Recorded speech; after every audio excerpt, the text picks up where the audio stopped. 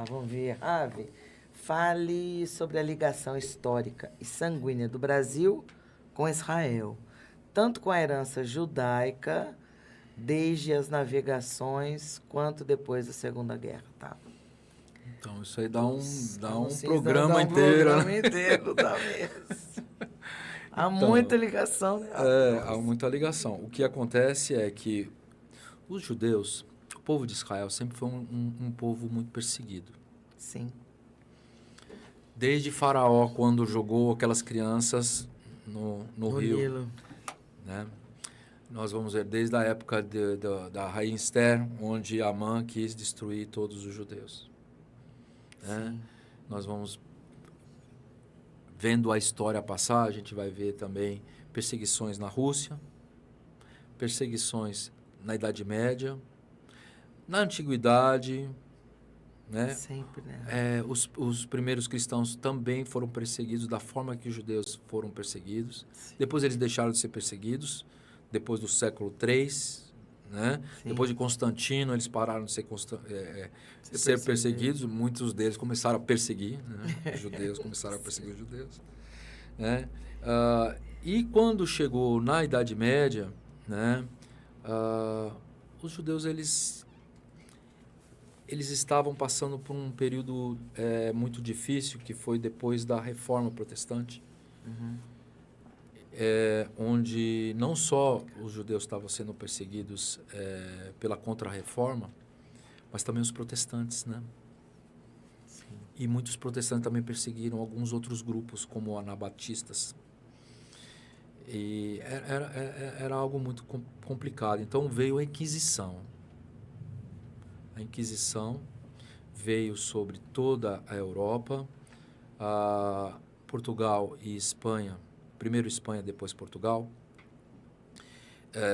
Eles eram reinos que estavam sob o domínio papal. Então, eles, como naquela época havia muitos judeus na Península Ibérica, em Espanha e Portugal, por causa da presença dos muçulmanos que foram expulsos de lá recentemente, então os judeus eles começaram a ser perseguidos. Sim. Ou eles se convertiam ao catolicismo, ou eles, né, tinham que ou morriam, né, ou eles se convertiam e permaneciam com seus bens. Sim. Né? E foi justamente no século XVI quando houve o descobrimento da América. Sim. Então, para fugir da Inquisição espanhola, muitos foram para Portugal e outros foram para a Holanda. Muitos voltaram para Israel, Oriente Médio. Muitos foram também para a Polônia naquela época. E muitos vieram para o Brasil. Sim. E para os Estados Unidos. Há muitos descendentes que talvez nem saibam que sejam de fato judeus. Então, o Brasil é um povo que existe uma mistura muito grande. Muito. Né? E a Anita Nowinski, a doutora Anita Nowinski, foi uma grande doutora ligada ao estudo Anuncin aqui no Brasil. Sim, eu já li sobre ela, perfeita. Ela faleceu faz pouco tempo. Sim. Uma judia muito culta, que pesquisou a fundo a questão dessa migração, né, de judeus da Espanha e de Portugal para o Brasil no século XVI, XVII, XVIII, né?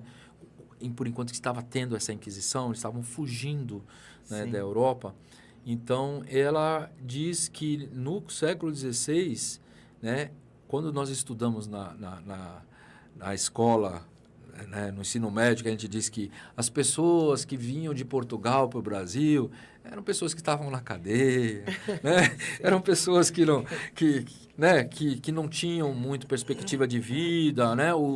A alta classe ficava em Portugal. Quem vinha para cá eram pessoas... Era o que a gente já tinha aprendido. Vinham trabalhar. Então, essas pessoas, na verdade, eram judeus que estavam... Né? Olha só, muitas que vezes distorção, né? Eles estavam presos, muitas vezes eles estavam presos por serem judeus. Daí eles falam, você quer ir para o Brasil, a gente liberta vocês, né? Muitas pessoas fizeram uma conversão ao cristianismo para não morrer. Sim. E para fugir de lá, vieram para o Brasil trabalhar nos engenhos, Sim, né? sim, sim. Então, isso aqui começou a virar, né, um refúgio de judeus. Sim. E ela diz assim, de cada 4 brasileiros que nasceram aqui no Brasil, né, 3 eram os descendentes de judeus. Baruch Hashem. Você vê a porcentagem é muito grande. Você viu, Brian? Você pode ser judeu. Eu sou. Aí. Então, por exemplo, há muitos sobrenomes que a gente vê hoje nos estudos que falam sobre sobrenomes de plantas, árvores, como Oliveira, Sim. Silva, Sim, perfeito. Pereira, Sim. Machado. Todos eles têm, alguns não têm, mas a maioria eles têm ligação. Tá. Né? Então, Perfeito, Ravi. Então, o que diz as Escrituras? Vamos voltar lá. O que diz as Escrituras? Que no final dos tempos, eu chamarei as 10 tribos perdidas para perto de Judá. Então, pode ter, tem as 10 tribos perdidas, com certeza. As 10 tribos perdidas estavam na Europa. Sim. Né? Perfeito. Se perderam lá desde a época da Síria. Uhum. Se misturaram com os povos, mas agora no final dos tempos, o Eterno levantará a sua mão e chamará, e eles virão, ouvirão minha voz e virão. Então, por isso que a gente vê esse fenômeno, que não é só aqui no Brasil, é um fenômeno que tá mundial. Acontecendo, já estão ouvindo. Pessoas estão ouvindo, estão saindo, Sim. né? E ao encontro, né, de uma visão judaica, né? Estão saindo, eles querem beber dessa fonte originária, né? E o Eterno lá em Ezequiel 37 diz assim que o Messias pegará um cajado que está escrito judeus, e um outro cajado com as 10 tribos, juntará e neles fará uma só vara. E eles terão um só rei, um só Messias. Ou seja, então se a gente for interpretar, a gente vai ver que dentro das nações, né, não estou falando que só judeus vão ser salvos. Sim. Eles vão sair das nações. Das nações, sim. Né? Uns são descendentes de judeus, outros não vão ser. Sim. Mas estão vindo junto. Estão vindo, sim. Perfeito. Serão na mão do Mashiach uma só vara e nunca mais terão 2 reis, nunca mais, né? Sim. Existirá problemas entre eles, né?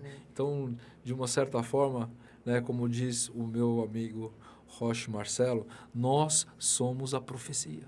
Nós somos a profecia. Está acontecendo isso agora nos nossos tempos, que é o final dos tempos. Sim, eu creio que é o final Sabe, dos os tempos. filhos de Deus voltando para a Torá, os filhos de Deus voltando para um entendimento mais profundo das Escrituras. E isso está acessível a todos. Né? Não se deixe enganar. Mandamento é coisa de judeu, eu tenho que ficar na graça, eu tenho que ficar na desobediência. Não entra nisso. Não. Porque o que um dia foi santidade para Deus, sempre vai ser santidade.